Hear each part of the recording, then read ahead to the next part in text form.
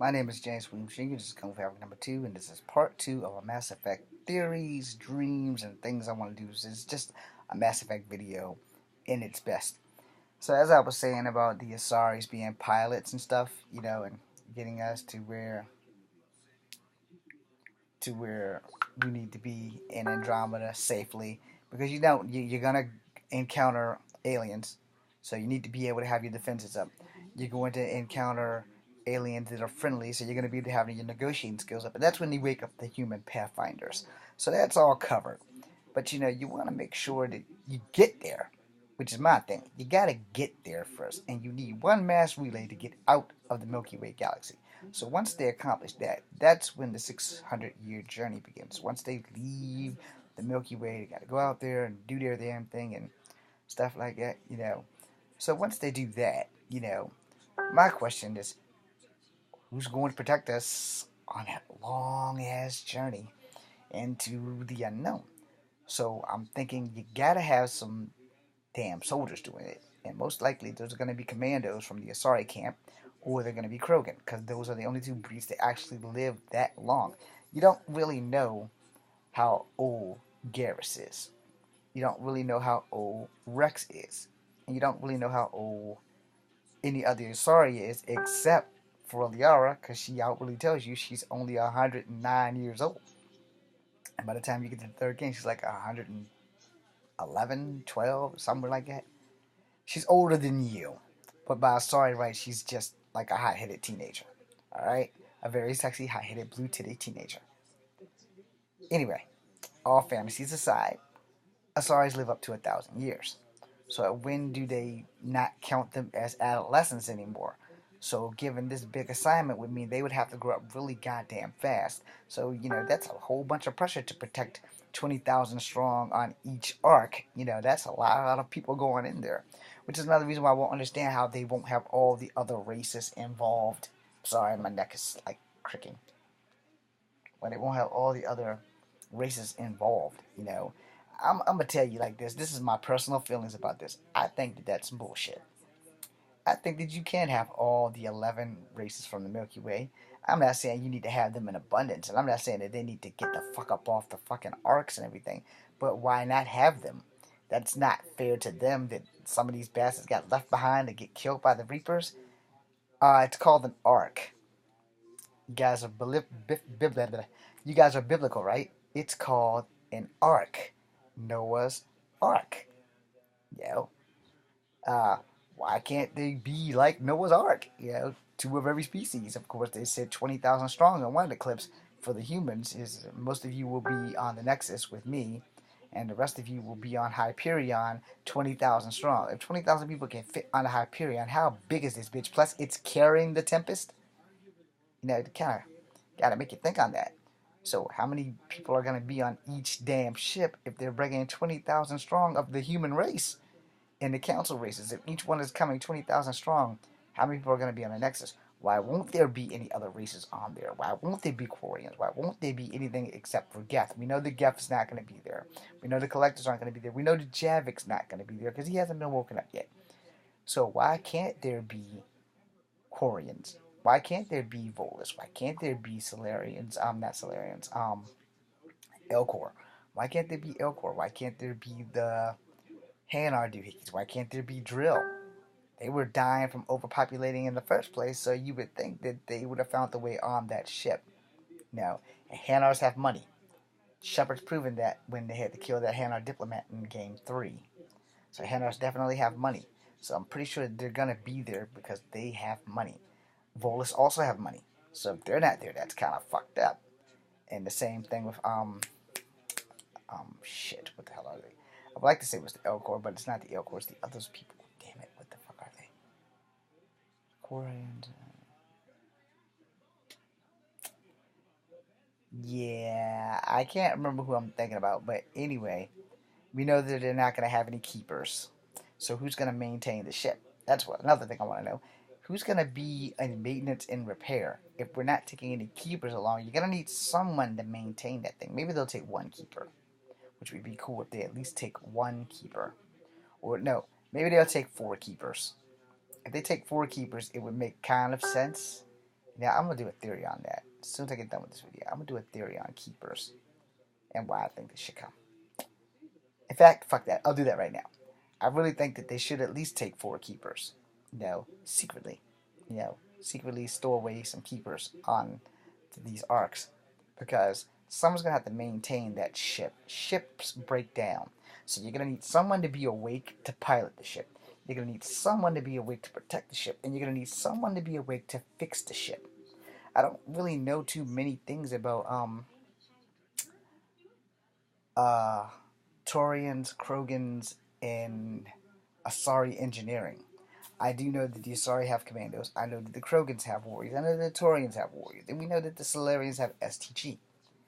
But we don't know about technology for the people who can stay awake the longest. We know that Krogans don't have too many scientists. We know they have a few, but they're not really noted. You know, excuse me. But we do know that Asaris have good ships. But we also know that Quarians have good ships. But we also don't know how long their lifespan is either. We only know that Asari and Krogans are the longest living of the Council species.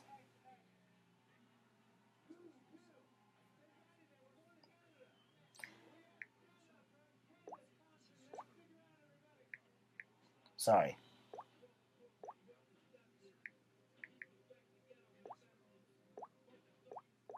But anyway, the whole thing is, why would not they have the Hanar and them there, or the keepers? I honestly think that they would probably have to have a couple of keepers. They would have to secretly have obtained them, like all right, what the hell was the guy, the Solarian and Levolus that made you scan the keepers. I think that those two guys should probably be there.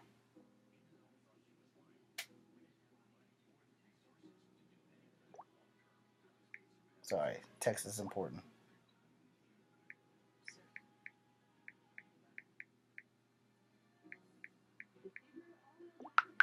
Anyway, um, the reason I say that is because simple. Okay, you remember in the very first game, before you became a Spectre, you were scanning keepers, and you had to deal with a Volus, excuse me, not a Valoris. You had to deal with a Volus, and you had to deal with um,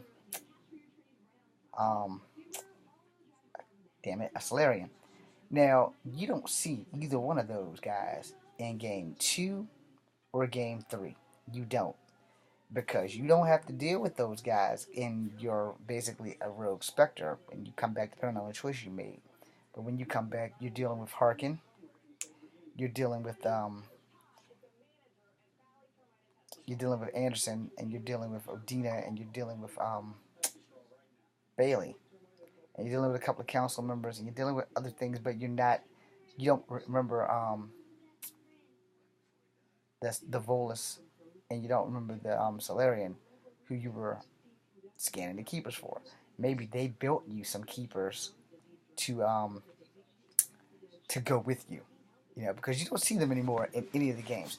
You even get to see what the fuck is her name, the chick that was working with Saren at the at the at the base, the one that says you're gonna blow this place to hell and God. She's, I know how you work. You see her again in the second game. You don't see her in the third game, but it's assumed that she's still there somewhere.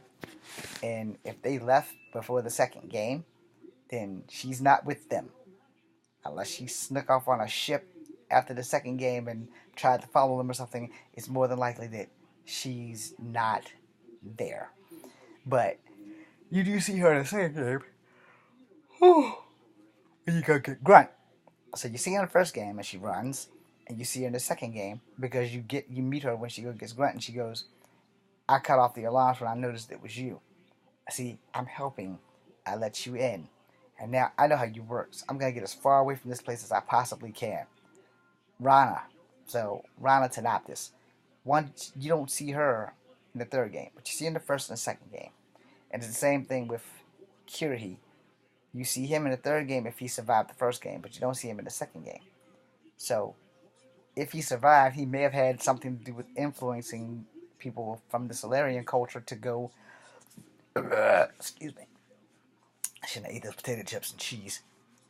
he convinced them to go and do whatever it is that he does. But if the Volus and the Solarian built you some keepers from their scans to go on that trip, it would make sense because someone has to be able to maintain that ship while the pilots and the guards are protecting and flying the ship. Anything breaks down, you're going to need someone with keeper type technology to maintain the buildings, the ships, the arcs, whatever the hell you call them, the nexuses and stuff. You're going to need to maintain that shit because otherwise, if something goes wrong, you know, what exactly will happen after that? You don't want to drop out of FTL because one of your boosters went dead because you had no one to keep the fucking ship flying. So therefore, it would make sense if you snuck some keepers onto the project to overstand it. And everyone knows that machines don't fix themselves. We all know that when Shepard blew up the AI station, and when Shepard blew up Luna, and when the first game when the AI came to life, and you have to do the code behind the damn Hanar shop. When you go up the stairs and you take a right, and it says, "If you try to move, I'll blow it up." Well, we know that they don't repair themselves because I'm sure it probably didn't want to kill itself, but it did because it thought it was going to kill Shepard. But Shepard said, "I'm sure this thing has a warm up time," so she defused or he defused, depending on which Shepard is. That you know, diffused the problem. We also know that in the archives, they said, "Don't terminate us." So if artificial intelligence were self-aware and told them not to terminate them, then who's to say that the keepers don't have thought of themselves like, maybe we need to get the fuck out of here because the Reapers are coming and we were their first victims. We don't want to be their victims again. So, you kind of got to weigh that in. And I'm thinking that maybe, just maybe, if I could get lucky just one time and get lucky with one thing right with this Mass Effect theory stuff, I would say that they have took at least 2 or 3 keepers with them. Maybe 4 as a grand total, because I think they said it's 4 arcs, so maybe they put a keeper on each arc. Maybe take 5, because there has to be a keeper on the Nexus. And once the Nexus is complete, maybe they'll have the 5 keepers there. The only downside about that is, would the keepers summon Reapers? But if you've destroyed all the Reapers, that wouldn't really be an issue. But if you didn't, would the keepers be able to destroy Reapers? Or would the keepers actually be able to signal Reapers and bring them into Andromeda, which would totally fucking suck. But I'm gonna dig more into that. I'm gonna get some sleep and actually come back and do this keeper to Andromeda theory before someone else gets on it. I'm James Williams Jr. Matter of fact, I'm gonna do that right now. I'm gonna go clean slate this whole thing and do it all over again. I'm James Williams Jr. Just come for having number 2 BC.